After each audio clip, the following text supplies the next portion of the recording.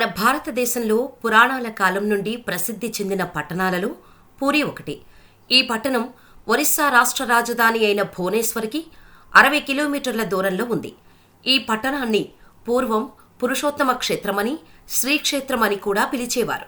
ఈ పట్టణంలో విష్ణువు జగన్నాథుని పేరిట కొలువై పూజలందుకుంటున్నాడు.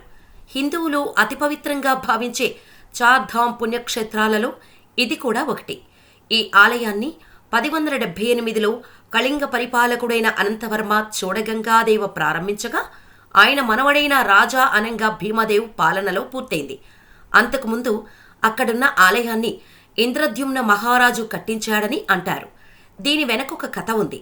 జగన్నాథుడు గిరిజనుల దేవుడని, నీలిమాధవుడనే పేరుతో పూజలందుకున్నాడని స్థల పురాణం. అడవిలోని ఓ రహస్య ప్రదేశంలో ఉన్న ఈ జగన్నాథుణ్ణి గిరిజనుల రాజైన విశ్వావసుడు పూజించేవాడట. విషయం తెలుసుకున్న ఇంద్రద్యుమ్న మహారాజు ఆ రహస్యాన్ని కనిపెట్టడానికి విద్యాపతి అనే బ్రాహ్మణ యువకుణ్ణి అడవికి పంపుతాడు. విశ్వావసుడి కూతురైన లలితను విద్యాపతి ప్రేమించి పెళ్లాడతాడు.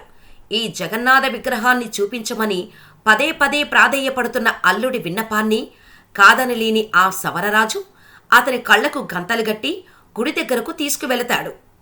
విద్యాపతి ఆ దారి తెలుసుకునేందుకు తెలివిగా తాను వెళ్లే ఆ దారి పొడుగున ఆవాలు జారవిడుస్తాడు. కొన్నాళ్లకు అవి మొలకెత్తి దారి స్పష్టంగా తెలుస్తోంది. దీంతో వెంటనే అతను ఇంద్రద్యుమ్న మహారాజుకు కబురు పెడతాడు. రాజు అడవికి చేరుకునేలోగా అక్కడ ఆ విగ్రహాలు మాయమవుతాయి. దీంతో ఇంద్రద్యుమ్నుడు నిరాశతో నిరాహార దీక్ష మొదలుపెట్టి అశ్వమేధయాగం చేస్తాడు. నీలాచలం మీద ఓ ఆలయాన్ని నిర్మించి నరసింహస్వామి విగ్రహాన్ని ప్రతిష్ఠిస్తాడు. ఒకనాడు ఆయన అక్కడే నిద్రిస్తుండగా జగన్నాథుడు కలలో కనిపించి సముద్ర తీరంలో చాంకీ నది ముఖద్వారానికి వేప కొయ్యలు కొట్టుకొస్తాయని, వాటితో విగ్రహాలు చేయించమని ఆదేశిస్తాడు. కొయ్యలైతే కొట్టుకొచ్చాయి కానీ విగ్రహ నిర్మాణానికి ఎవరూ ముందుకు రాలేదు. ఏం చేయాలా అని రాజు ఆలోచిస్తున్న సమయంలో దేవశిల్పి విశ్వకర్మ వికలాంగుడి రూపంలో వస్తాడు.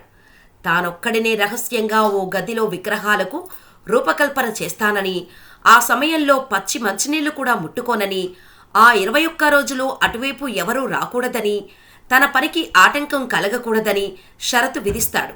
రాజు అంగీకరిస్తాడు. రోజులు గడుస్తున్నా గదిలో నుంచి ఎలాంటి శబ్దమూ రాదు.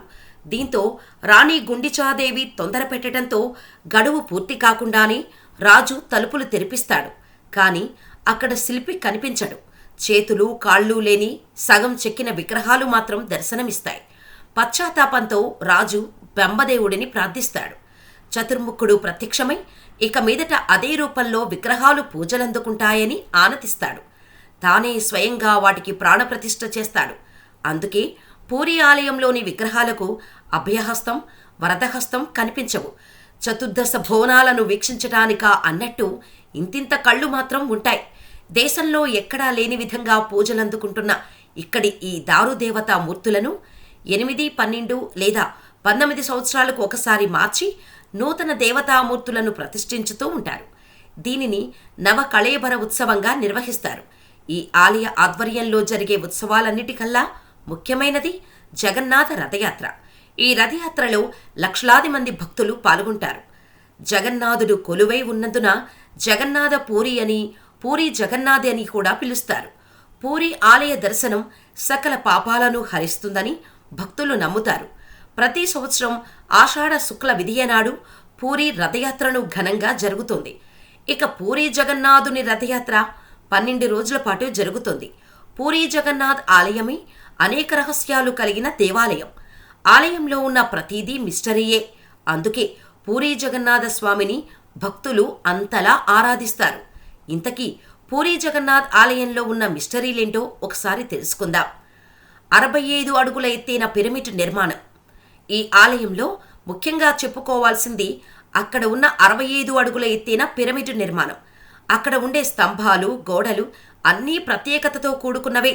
ఈ ఆలయంలో కృష్ణుడి జీవితాన్ని కళ్లకు కట్టినట్టు చూపించే గోడలు, స్తంభాలు ఈ ఆలయానికి మరింత శోభను తీసుకొస్తున్నాయి.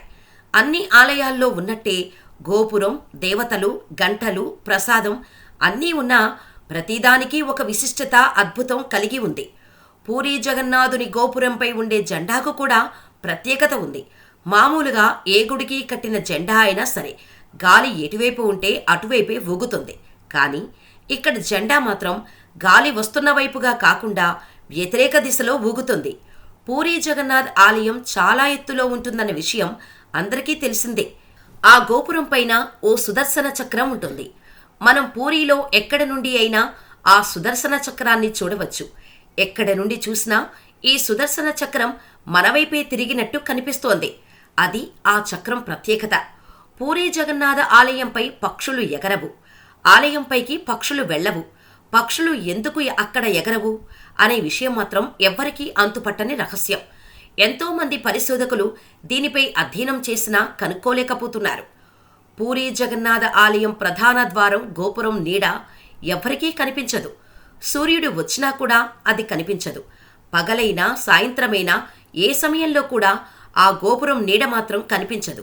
దీని నిర్మాణం అలా ఉంటుందా లేదా, దేవుడి మహిమ వల్ల ప్రధాన ద్వారం గోపురం నీడ కనిపించదా అనేది మాత్రం అంతు చిక్కని రహస్యమే. సాధారణంగా అన్ని చోట్ల వేచే గాలి సముద్రం నుండి భూమి వైపుకు ఉంటుంది. పగటిపూట అలా వీస్తుంది. సాయంత్రం పూట భూమి వైపు నుండి సముద్రం వైపునకు వీస్తుంది. కానీ పూరీలో మాత్రం అంతా రివర్స్. దానికి విభిన్నంగా గాలి వీస్తుంది. పూరీ జగన్నాథ్ ఆలయంలో తయారు చేసిన ప్రసాదాన్ని 20 లక్షల మందికి పెట్టవచ్చట. కొంచెం కూడా వేస్ట్ అవ్వదట. మొత్తం భక్తులు తినేస్తారు. ప్రసాదాన్ని అన్నప్రసాదాన్ని తయారు చేస్తున్నప్పుడు ఎలాంటి వాసన రాదట.